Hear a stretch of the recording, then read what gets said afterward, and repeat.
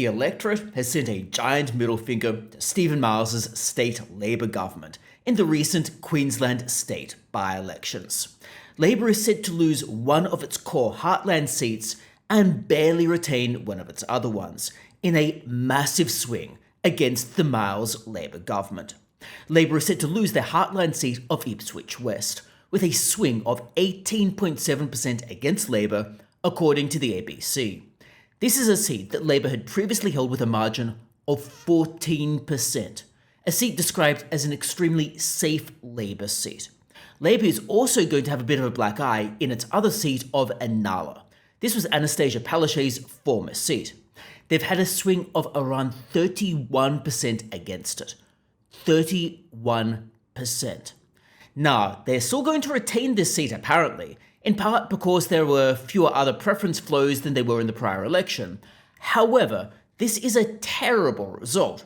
They are barely retaining a seat that is incredibly safe. Now, of course, the exact vote counts are still in progress. The swing could narrow somewhat. Clearly, a swing of 31% might not actually stand up after all the votes are counted, but it's still a terrible result. Now, clearly, some postal votes are still going to need to be counted, and they can skew either way. Those votes often tend to skew older, which means they often tend to skew a little bit more conservative generally, but also they tend to be a little bit more entrenched in their party loyalty. In either case, there has been a large swing against Labour, and there is no way this can be painted as a good result. The only way we might see them try to spin this is if Steven Miles is going to package this up as being less catastrophic than he expected, as being somehow less terrible than they had anticipated, and then somehow trying to confect a narrative that therefore the Liberal Party had underperformed, and they had outperformed because the swing was less bad than they thought it might be. This, however, seems a little bit false because there is no way of making this swing actually sound good. However, it does beg two overarching questions. Firstly, why was there such a significant swing? And then secondly, does this have any implications for federal Labour and for Anthony Albanese? So, to the first question of why there was such a swing, well, there's probably no one-size-fits-all answer. Different voters vote for a party for different reasons. So to this end, when Labour, for example, claims it had a mandate to bring the referendum in 2023, that's a little bit nonsense. Because even ignoring the role of preference voting, voters might have voted for Albanese for many different reasons, including that they didn't like Scott Morrison, including that they liked Anthony Albanese, including that they just wanted a change of government. There are many different reasons for people voting for a particular party, so generalizing is a little bit difficult. However, we can see several overarching factors that likely played into this. The first one is in relation to the voice. Now, clearly the voice referendum was a federal issue. However, the state Labour government did back it, so they were obviously going to be impugned by the result of that referendum. Not only that, the state Labour government has doubled down on the idea of the referendum. Now, the state Labour government might not be pursuing a voice right now, but it appears that Miles wants to pursue treaties, which are obviously worse than a voice. They're clearly him spending someone else's money in order to pursue a purpose or a goal that he has in mind. It's an obvious agency conflict. Think about it this way. When you as a shareholder hire a CEO to run a company, well, that CEO is your agent. That CEO might go and spend your money in a manner that makes no sense. They might, for example, spend their money wasting it on backing the voice. This is an agency conflict. The agent is acting in their own interests and not in your interests. Similarly with the politicians. They're acting in their own interests, pursuing policies that they personally happen to like, but that voters don't. That was clear with the referendum, which failed miserably in Queensland, and it is very clear from treaties, which appear to still be on the table. These are incredibly unpopular because they're even worse than the voice ever was. Now, Steven Miles might try to say that, well, people were voting on a federal voice, not a state treaty, and therefore the voice doesn't really have implications. That obviously is a little bit artificial and a little bit false, because people can clearly see the implication from the voice result. It is obvious that if people voted against a federal voice, they are not going to want a treaty. It doesn't take a genius to work that out. But that seems to escape Steven Miles in Queensland, but also the government in South Australia, which is pursuing its own voice while trying to pretend that it's somehow different from the federal voice and therefore voters don't need to get a say in whether or not it gets off the ground.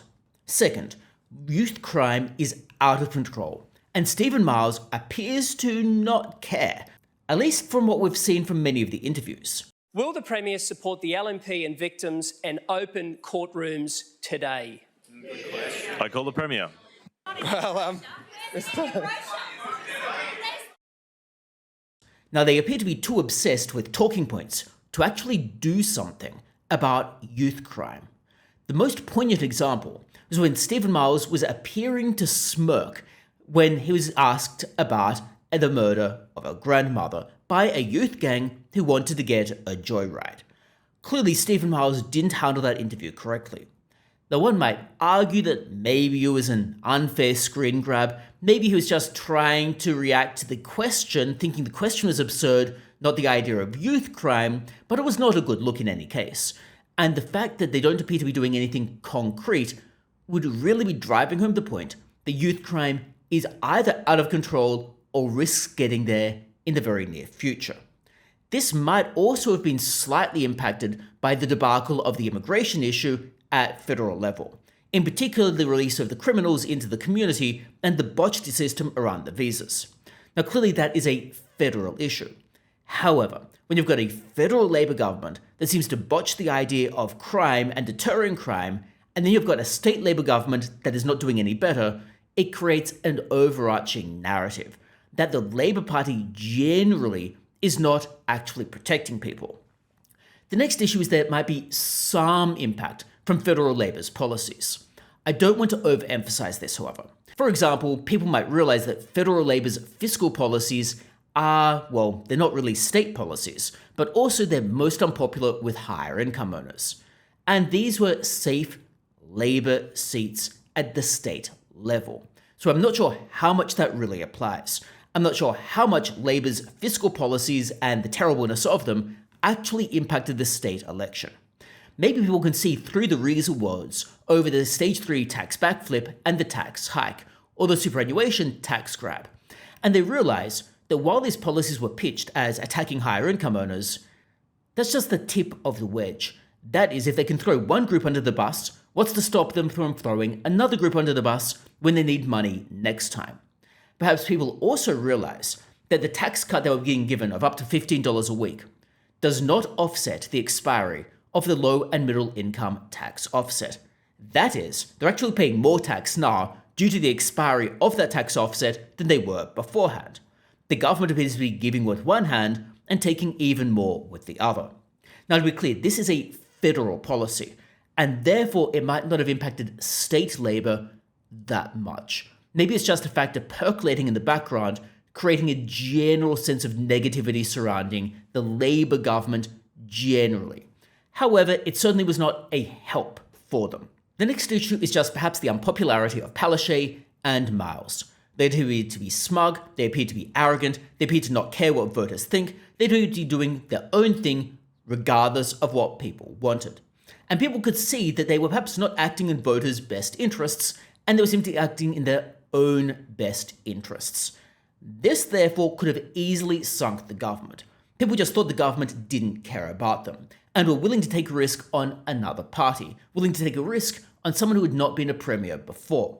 Now, I'm not sure that Crucifili was himself very popular, but simply being neutral or lukewarm was hardly going to be worse than being incredibly unpopular.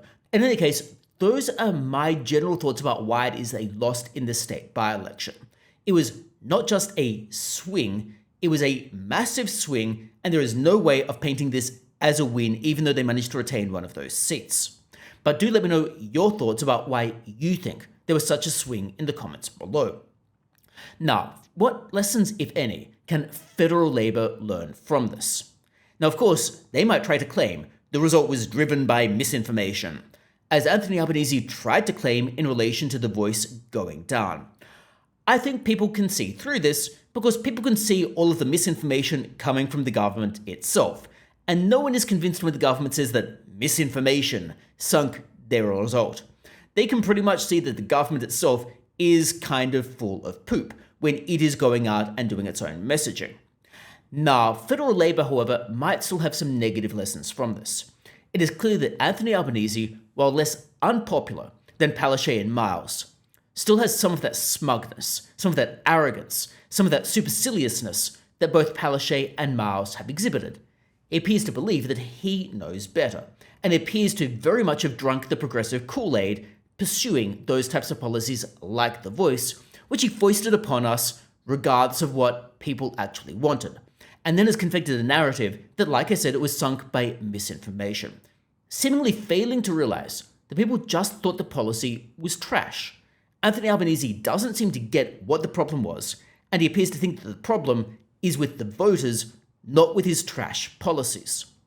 So there's an issue of messaging and the types of policies, an issue with the appearance of arrogance, and an issue with the policies going down that progressive rabbit hole that people don't really like overall, outside of the inner cities and outside of Ultimo, where the ABC is based. Now, in terms of the issue of fiscal policy, Anthony Albanese has his work cut out for him, because people aren't super convinced that the backflip on stage 3 has really helped them very much. People can see that simply attacking one person without helping them doesn't actually solve any issues.